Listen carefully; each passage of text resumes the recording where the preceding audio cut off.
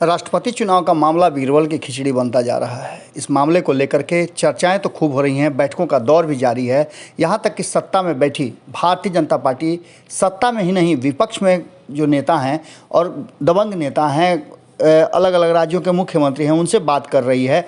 वहीं आपको बता दें कि विपक्षी एकजुटता को लेकर के भी ममता बनर्जी ने प्रयास किया था और उस प्रयास का अभी भी समापन नहीं हुआ है। लगातार प्रयास चल रहे हैं।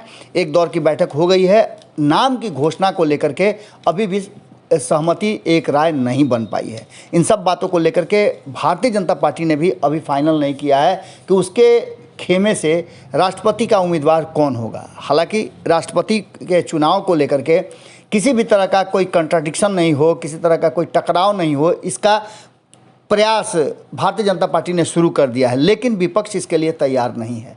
अब इन सब बातों को लेकर के आपने देखा होगा कि अलग अलग 19 दलों के प्रतिनिधि मौजूद थे, लेकिन एक नाम जो राष्ट्रपति की उम्मीदवारी के लिए होगा तय नहीं हो पाया था। यानी कि बलि का बकरा किसे बनाया जाए, ये बातें भारतीय जनता पार्टी की तरफ से पूरी तरह से आश्वस्त किया जा रहा है कि वो राष्ट्रपति का चुनाव बिना किसी मुश्किल के जीत रही है। लेकिन विपक्ष एकजुटता को लेकर के भी सवाल खड़े किए जा रहे हैं और भारतीय जनता पार्टी का कहना है कि विपक्षी एकजुटता कभी भी नहीं होगी और न एक मंच पर आ सकते हैं, क्योंकि सबके अपने अपने इच्छा हैं और अपना अपना स्वार्थ है। ऐसी स्थिति में राष्ट्रपति चुनाव को लेकर के विपक्ष सहयोग करे और एक सर्वमान्य व्यक्ति को राष्ट्रपति बनाया जाए, एक अच्छा संदेश भी जाएगा दुनिया में।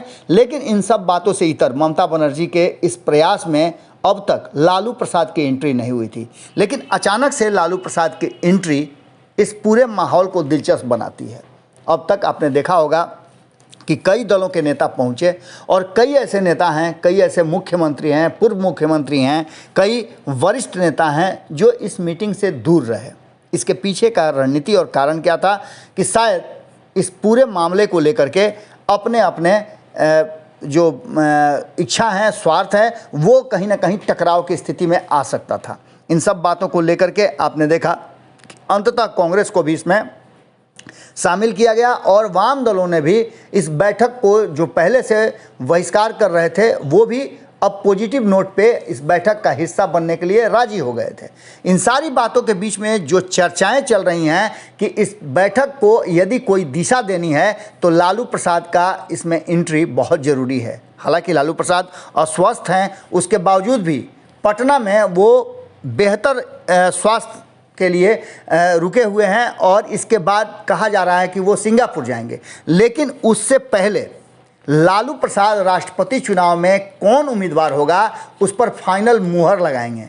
भले ही लालू प्रसाद लोकसभा में संख्या बल में शून्य हैं, लेकिन कहीं ना कहीं बिहार में जिस तरह से उनका वर्चस्व है, उनके पास 76 सीटें हैं, इन सब को लेकर के इनका महत्वपूर्ण भूमिका हो सकता है। और दूसरी सबसे महत्वपूर्ण बात है कि भारतीय जनता पार्टी के विरोध का अगर कोई सबसे ज़्यादा झंडा बुलंद किया है तो वो लालू प्रसाद हैं। ऐसी स्थिति में लालू प्रसाद के फाइनल टच का सबको इंतजार है, किस नाम को फाइनल करेंगे। इस बीच ये भी खबरें आ रही हैं कि नीतीश कुमार को तैयार करने के लिए और नीतीश कुमार को अंतिम समय में पूरी तरह से मजबूती के साथ राष्ट्रपति चुनाव लड़ने के लिए तैयारियां करवाई जा रही है, लेकिन नीतीश कुमार ने इससे इनकार किया है। अब देखने वाली बात यह होगी कि एक तरफ जहां नीतीश कुमार इससे अपने आप को दूर रखे हुए हैं, वहीं दूसरी तरफ शरद पवार ने भी अपना नाम वापस ले लिया है।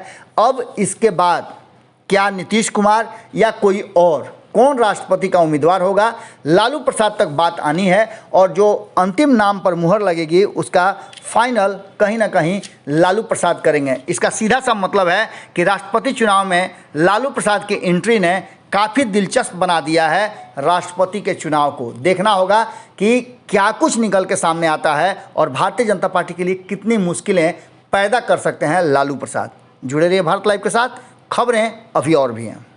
अगर ये वीडियो पसंद आई और वह बिहार के राजनीति और बिहारियत से सरोकार रखेनी तो सब्सक्राइब बटन दबा के चैनल के सब्सक्राइब कर ली। ओजे एगो घंटी बा, ओकरा बटन दबा देला से कुल सटीक और मारक खबर रुआ मुफ्त में मिल जाई।